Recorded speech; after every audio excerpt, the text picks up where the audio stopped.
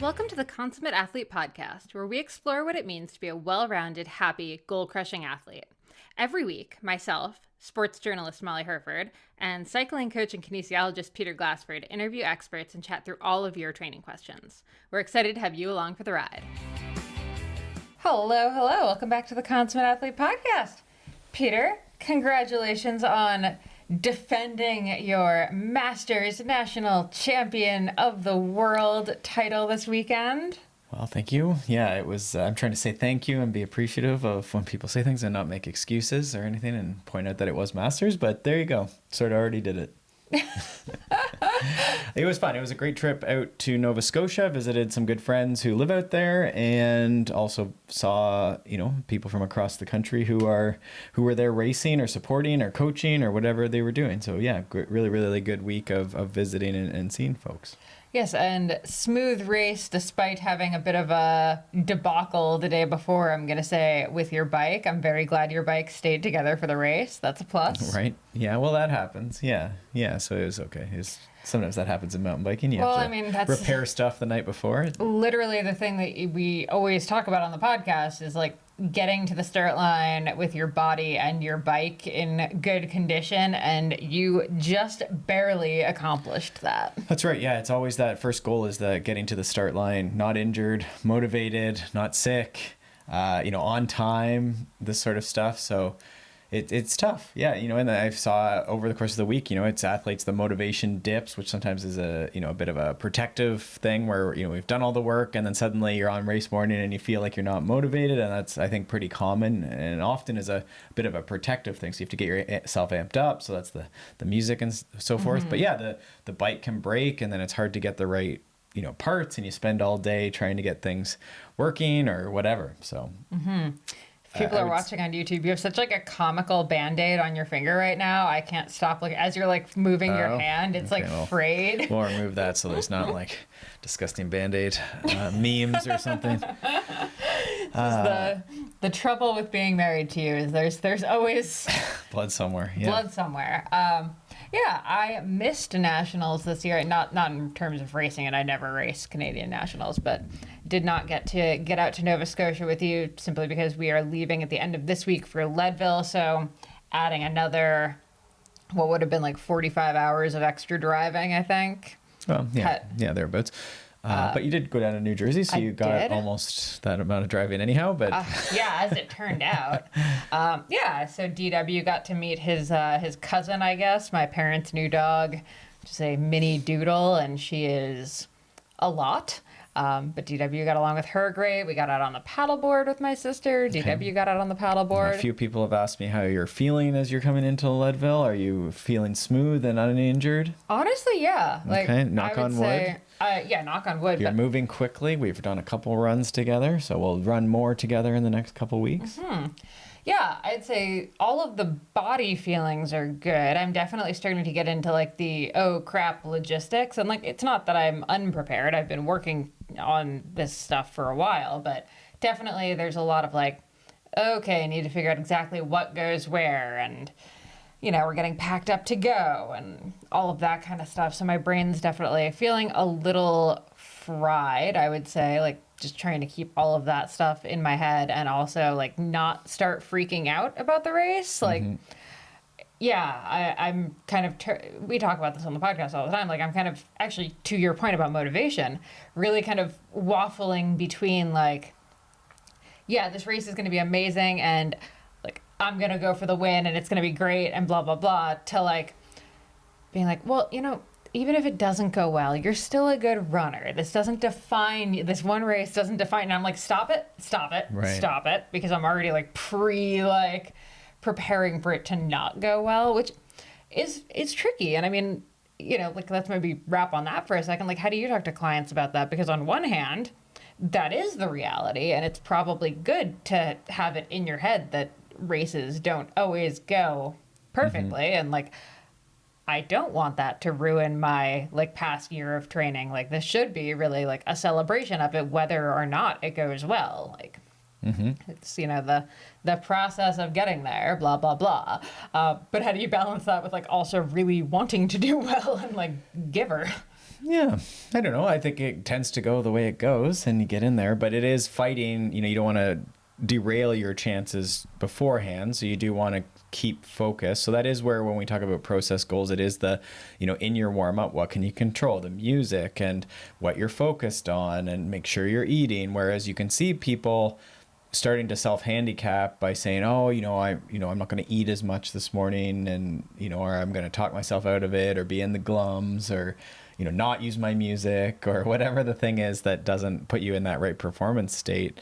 And then, beat yourself up in the first bit of the race too, where you might pace yourself into the race, especially in a long race like that, and do fine. But we sort of like count ourselves out before it even starts, or in the first bit of the race, depending on how it goes, right? And not that it's exactly the same, in the race at Nationals, I had like not the worst start I've ever had, but very horrible, because they sort of just said go almost. I've never seen a national stage like so low key on the start. And I mean, it was a Masters race, so it's fine, but it was sort of like a minute to go, 30 seconds, and usually they say 15 seconds, and they just blew the whistle.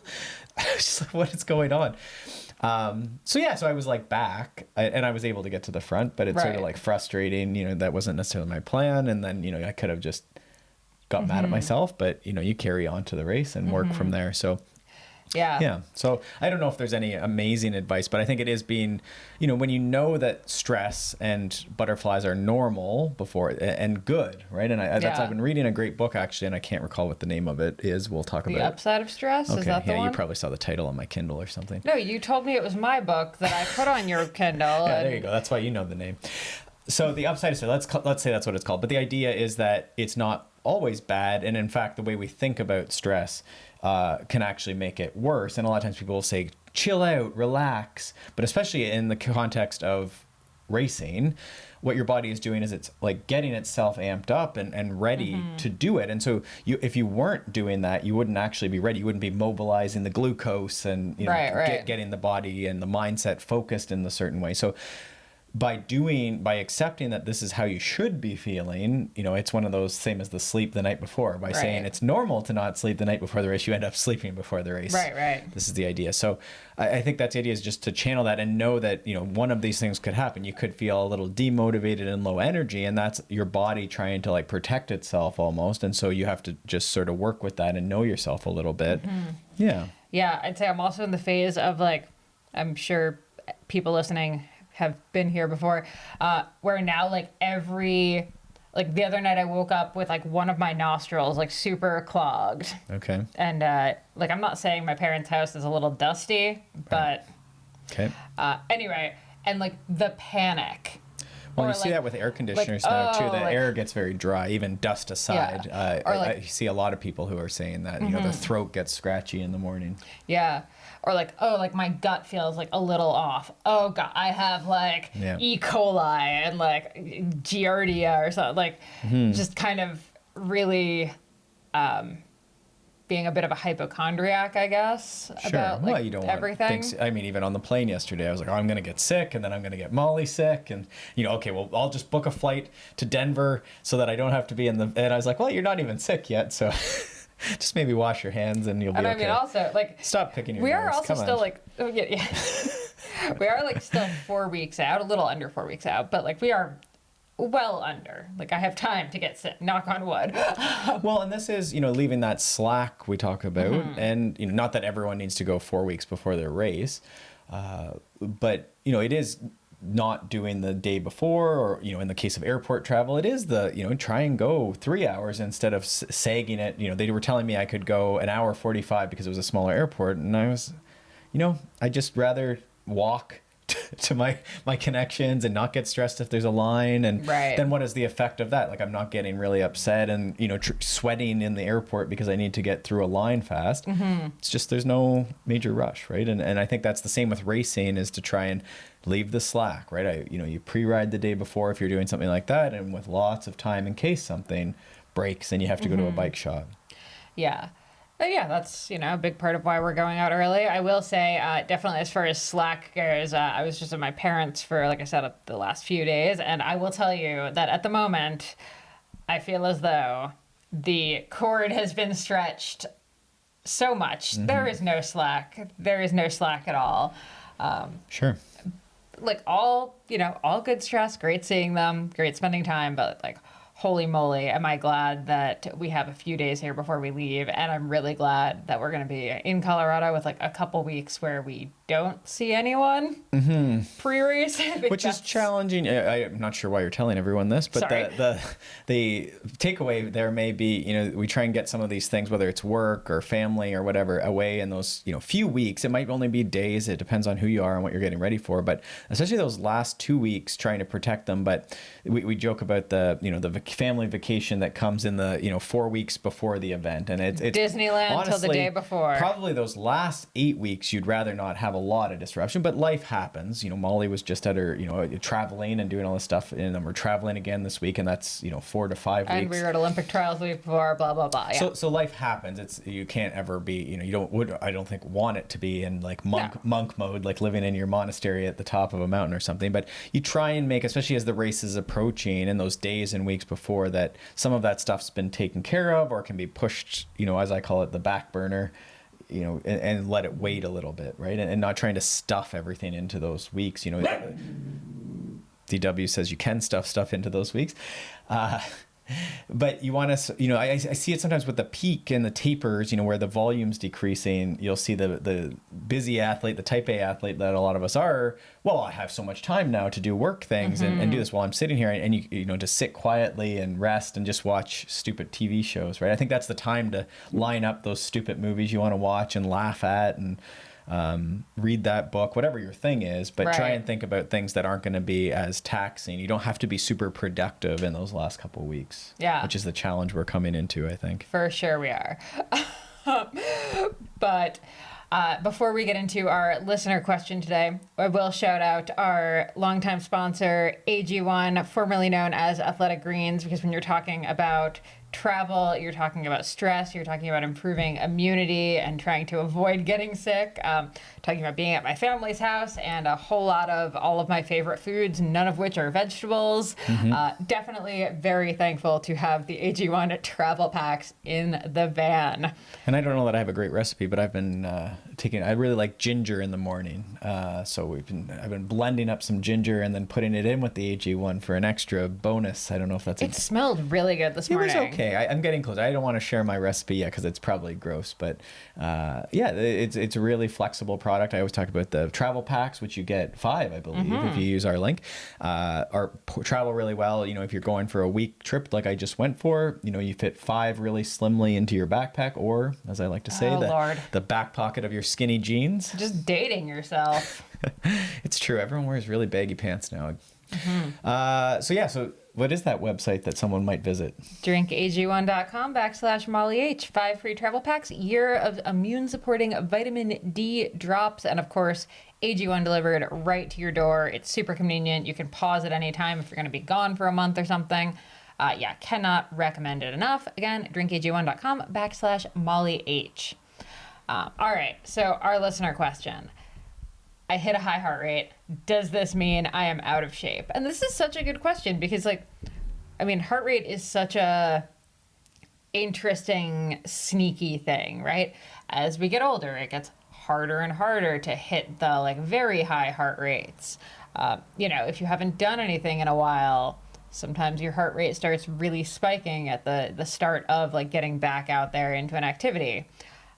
This morning when I was opening my mail, my heart rate was spiking like crazy all because the bills coming in. All the bills coming in. Oh yeah, for sure. I don't know. You don't do a ton of heart rate tracking anymore. You've done it in your life, but you don't do a ton right now. No, it's my watch. I have the Garmin Forerunner 645, I want to say, and it tracks it on your wrist, and it's, I would say, reasonably accurate, but I don't actually pay attention to it or really look at it. I just know that it's there, and I always like having the data to go back to if and when it's ever needed, but no, I definitely don't pay attention to it in the moment. And I think I've been pretty against the wrist optical for optical sensors. So the optical is like a light they're shining into your wrist or into your armband.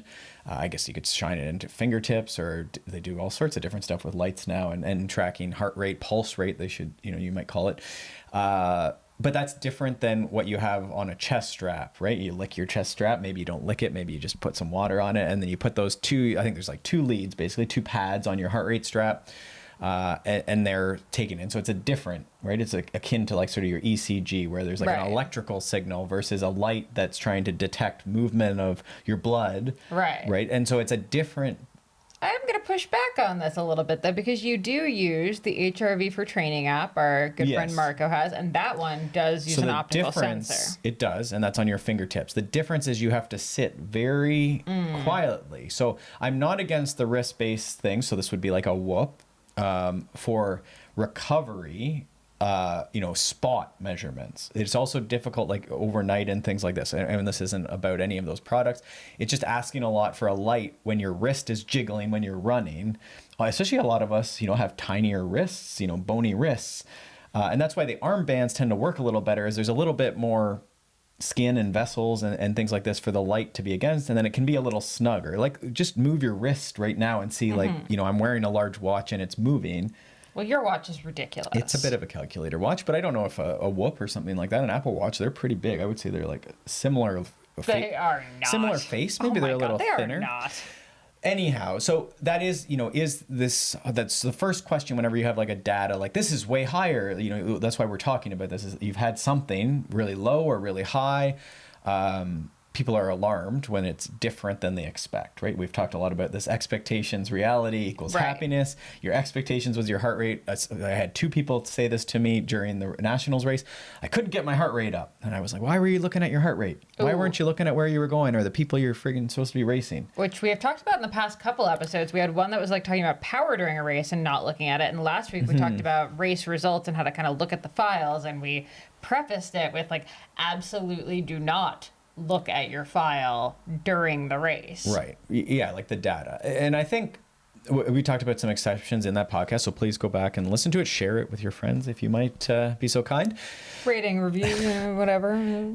But if you know that your reaction tends to be negative, or might be, or that there's nothing you're going to do with the information. If you see whatever the heart rate is, are you going to change your action? The answer for most people is absolutely not. Right. You're not going to slow down. You're not going to speed up because you're probably going as fast as you can and you want to, push. So this gets back to, is feeling good? Most people's feeling is good. We just get confused sometimes. So in the race, we wouldn't necessarily want to do that. But then after the race, you're saying, okay, this heart rate, it hit a certain value. And I think this is higher than I would expect. So first thing would be, again, back to the wrist stuff or even just your chest strap or your device. There can be errors in these devices. So a lot of times you can look at the file, and if it just looks like a random spike that goes from, your normal, say 160 beats per minute, and then it's, certainly if it gets up into the 200s and you didn't even notice it, and then it goes right back down, or it just is like a tabletop, it's held up for some time. Those are errors, right? The body doesn't really work with like a tabletop. Your heart rate doesn't really stay. That's what HRV is there's variability in heart rate. So usually in a race you would see, it might not move much, but it would be, 181, 179, 181, 179. But if you suddenly see 200 or 220 or 240, then it's going to be error data, right? Something happened. The battery, this stuff wears out. It can be vibrations. It can be wind. Again, with the wrist heart rate strap, it can just be that it's jiggling around violently. That's the beats of your running pace. Sometimes you'll see the heart rate starts aligning with your stride rate. So if you often run at 160, 170, 180, what is that called? Steps per minute? What is that? I forget. I don't know. I still would have just called it RPMs, which I know is not accurate. Yeah, well, whatever, right? Your step rate. I'm blanking on what that's called. But, you see that sometimes my heart rate will go to 160 when I'm running, but I would expect it to be, 120, 130, maybe 140 if I'm doing an endurance run. And then I'll be, what is going on with my heart rate? I think I'm dying. I'm not working hard. I suck. But then you realize, oh no, your stride rate is actually 165 per minute. And it's just, so you'll see that with running fairly often. So all to say, we want to assess, is this an error? Often, if it's very regular for you, it is. There would be the exception. We should note that as we get older, often and older, as we get into adults and certainly towards menopause, things like tachycardia, arrhythmias, these things do happen. Typically, you feel it. before you Right. actually see the heart rate. Typically, someone will feel like the world's ending. They're really out of breath. They need to stop. They're dizzy. And then you'll look down at your heart rate and you'll see something like, oh, wow, 218. And it's that you can feel that heart rate. So that would be something you should talk to your coach and, And doctor. eventually your doctor, hopefully your coach will direct you that way, but talk to someone and get checked out. Often it's not a huge deal. This is, normal for endurance athletes, normal for people as they're getting older. It's not, the end of your cycling career. There may be a medical intervention for it eventually, or modifications, with, how much coffee you're having, things like this. But that would be very different, right? So with those, so we have data errors. We have some people end up with arrhythmias and these things, and this happens. But often continue cycling and racing. It's not the end of the world. So those are two caveats then. So now let's assume that your heart rate is high. You go and you hit a new max in the race. It was hot. You were motivated. You went really hard. And you, instead of seeing 177, you saw 183 at nationals or at this big race. I don't view that as a horrible thing. I think that sometimes happens, that we surprise ourselves with how hard we can go, especially if we don't have a lot of experience or if we were really amped up. And again, all those factors start aligning, the temperature, you were just so amped up, the effort was high, right? All these things are, a 203 or 303 of those. I don't think that's anything wrong with you, and certainly doesn't mean you're not fit. Mm-hmm. It could just mean that you're, recovered and motivated. So that's fine. Isn't it funny how so many of these things can mean unfit or super fit? Yeah, it's very tricky. Now, on that other side, let's look at the question sort of was like, does this mean I'm not fit? Well, you probably know one way or the other. You don't need, again, this is where heart rate probably isn't really informing if you're fit or not. Remembering that heart rate is not, we're looking at the trend. We're looking at it. I think about it. It's not a perfect thing, but the RPM gauge in the car, right? It's not telling you how fast you're going, but it's maybe telling how high the engine's revving. But you could be getting very different results. If you were in first gear, just flooring it, and you saw 10,000 RPM, it doesn't mean you're not going 100 miles an hour in your car. But if you were matted and you saw, so it could be very different depending on what you're doing and the situation.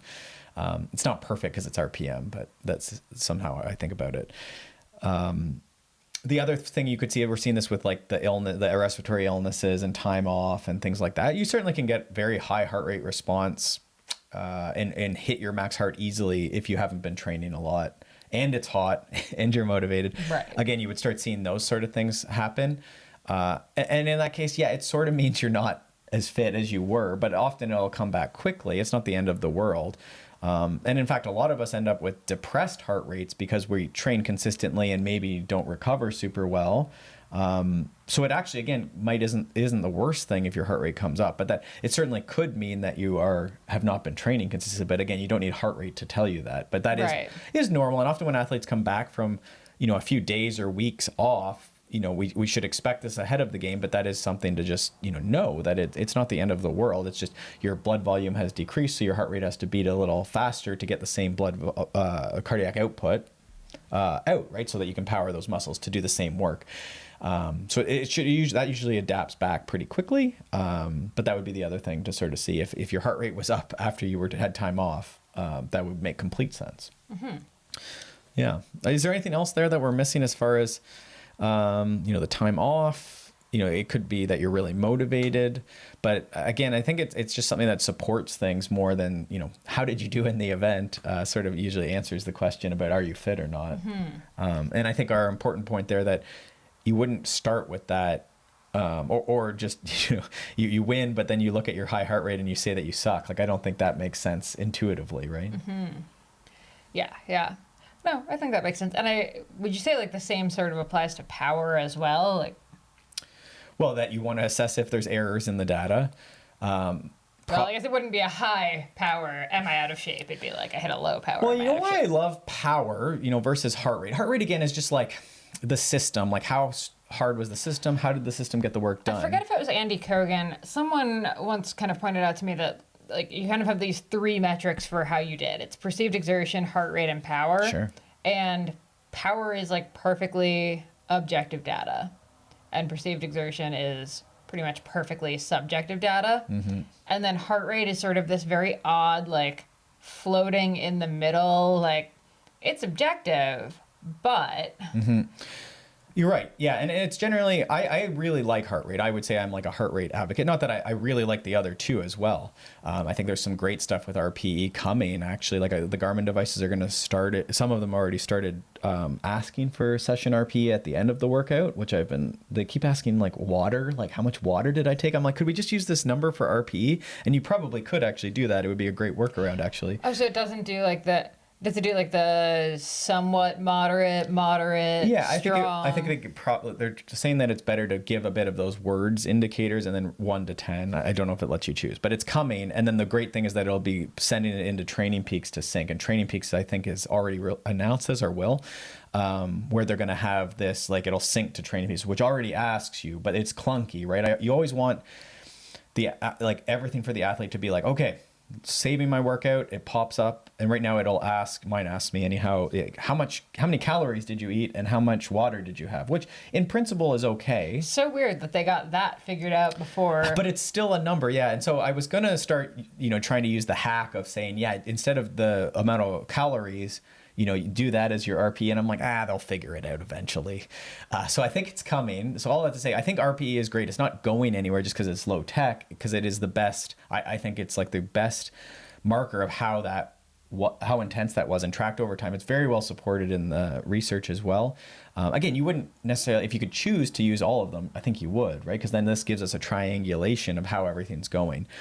Heart rate gives you this trend line, though. If we just ignore even the numbers, right? That's what we spoke. Was that not last week? Maybe we spoke about how to assess your race. Yeah. And so we were saying, if the heart rate starts fading over the race, why would that happen? We talked about it could be temperature, but it could also be that muscular, you overpaced and you're fading. So you'll see that in 100 milers and long races all the time. Someone goes out at their best 20 minutes and then the heart rate fades. Probably the power, the pace is going with it, but it's an interesting thing to sort of have in there to see how that evolves.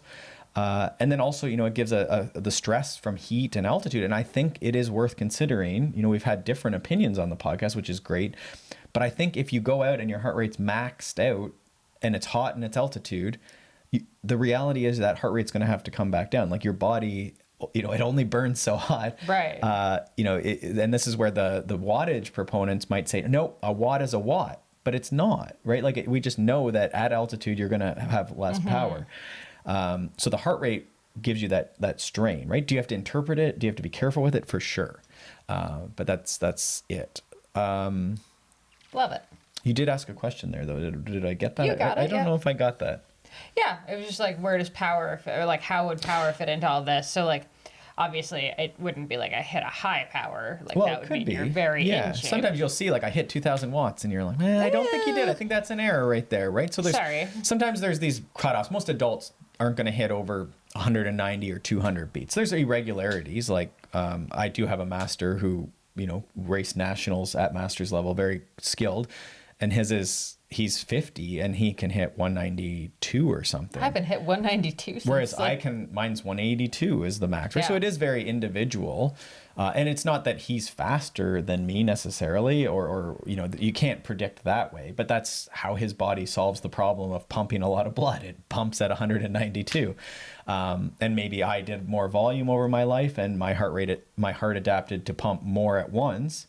But then there's a trade-off that now my heart doesn't beat as fast, right? Or any of the genetic, stuff that comes with that. which I think is probably like the other like caveat to anything heart rate, and I'm sure we've said it before, but like your heart rate is not the same as your friend's heart rate is not the same as their friend's heart rate. Like everyone has different, like slightly different ranges. 100%. It's always the weird. I sort of like it when athletes are like, "Oh, what's your heart rate?" and and they're talking about it, because that's good. I think you're learning about things.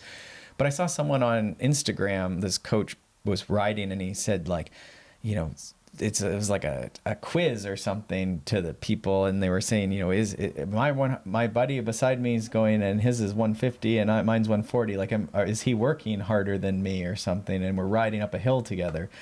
And I was like, this is sort of dumb, but I guess it is a good question for a lot of people to ponder, because they may think, right, that would be the immediate thing, that the person at 150 is working harder. Right. But that's not the case necessarily, right? We could be working at the exact same level, or the person, like if my heart rate was 140, I'm actually working quite hard. But if I ride with some of the, 17-year-olds or 15-year-olds that I work with, the heart rate's at like 250. Yeah, like... well, that's it. Their max goes to 210 in a lot of cases, or thereabouts. And so, yeah, it's not, but they're also just very fit. So they're not, they're not working as hard as I am, perhaps, going up the hill.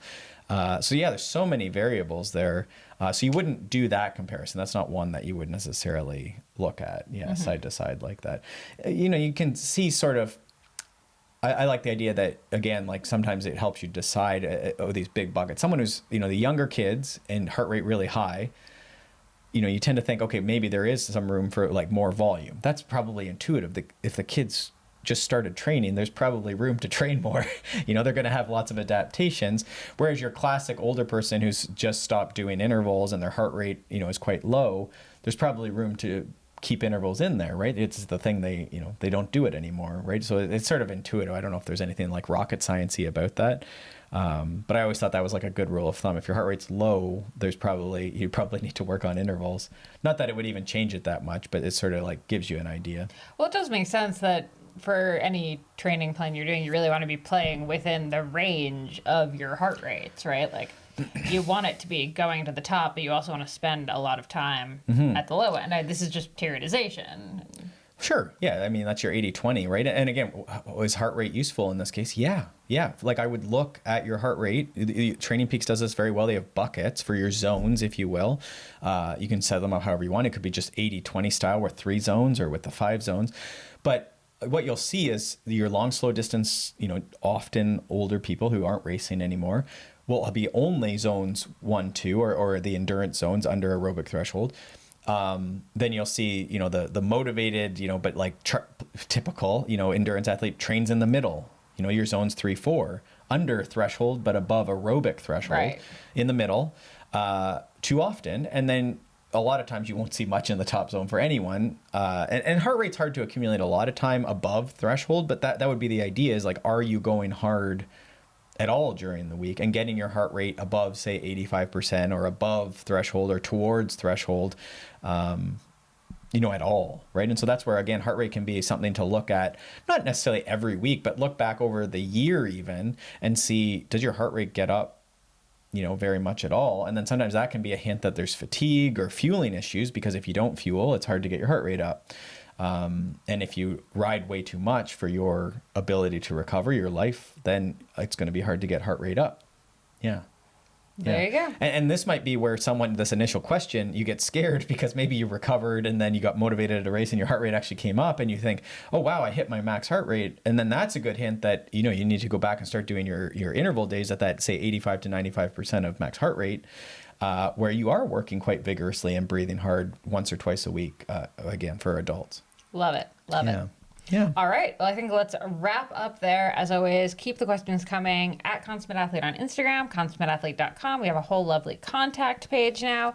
Definitely check that out. And if you enjoy the episode, super, super grateful if you leave a rating or a review. It is incredibly helpful and we really appreciate it.